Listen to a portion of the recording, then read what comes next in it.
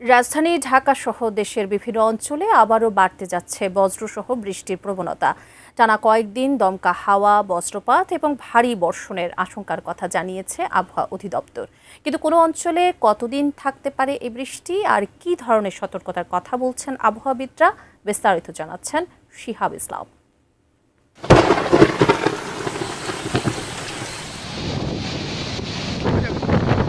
দেশজুড়ে আবারও সক্রিয় হয়ে উঠছে বজ্রসহ বৃষ্টির প্রবণতা।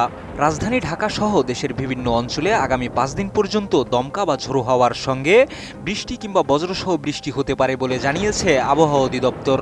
একই সঙ্গে দেশের কিছু কিছু এলাকায় মাঝারি থেকে ভারী বর্ষণেরও আশঙ্কা রয়েছে। আবহাওয়া অধিদপ্তর বলছে, বর্তমানে বিরাজমান লঘুচাপের বর্ধিত অংশ পশ্চিমবঙ্গ হয়ে উত্তর বঙ্গোপসাগর পর্যন্ত বিস্তৃত রয়েছে। এর প্রভাবে দেশের বিভিন্ন অঞ্চলে মেঘ বাড়ছে এবং সেই সঙ্গে বজ্রসহ বৃষ্টির পরিস্থিতিও তৈরি হচ্ছে। বিশেষ করে বিকেল থেকে রাতের মধ্যে বজ্রপাতের ঝুঁকিও বেশি থাকতে পারে বলে আশঙ্কা করা হচ্ছে। আমি বুঝি নির্মাণের শিল্প, সালাম স্টিল বোঝে ডিউরেবিলিটি। সালাম স্টিল, মোস্ট ডিউরেবল স্টিল।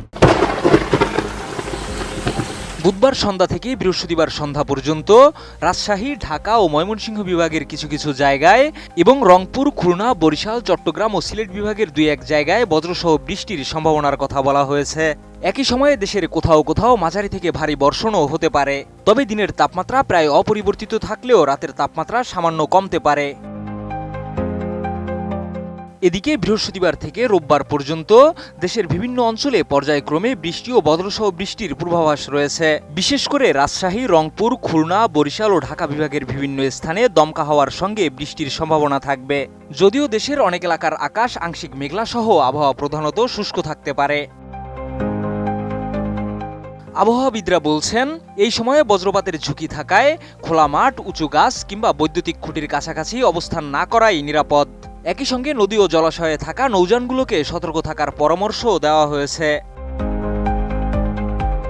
বিশেষজ্ঞরা মনে করছেন, মে মাস জুড়ে এমন বজ্রসহ বৃষ্টির প্রবণতা আরও কয়েক দফা দেখা যেতে পারে। তাই আবহাওয়ার সর্বশেষ পরিস্থিতির দিকে নজর রাখার পাশাপাশি সাধারণ মানুষকে প্রয়োজনীয় সতর্কতা মেনে চলার আহ্বান জানানো হয়েছে। শিহাব ইসলাম, ATN নিউজ।